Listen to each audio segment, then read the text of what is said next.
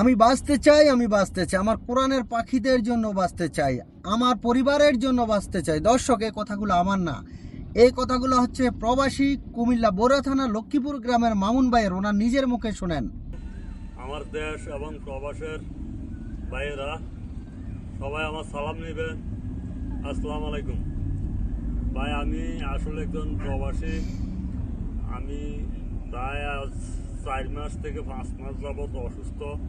আমার এই ফুসফুস লিভার ভিতরে পুরা ইনফেকশন হয়ে গেছে।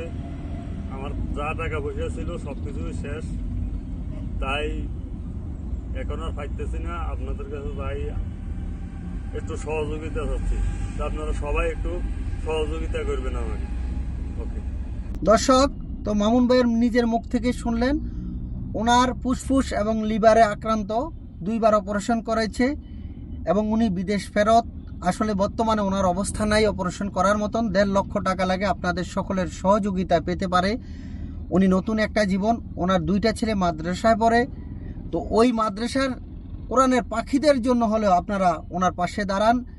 যেভাবে পারেন, আর্থিকভাবে পারেন, ভিডিওটা শেয়ার দিয়ে পারেন। আপনাদের একটি শেয়ারে পেতে পারে মামুন ভাই নতুন একটা জীবন, কারো না কারণে নজরে আসবে যে মামুন ভাইয়ের পাশে গিয়ে দাঁড়াবে। আপনাদের সকলের কাছে অনুরোধ থাকবে, মানবতার কল্যাণে এগিয়ে আসুন, নিজে বাঁচুন, অন্যকে বাঁচার জন্য উৎসাহ দেন।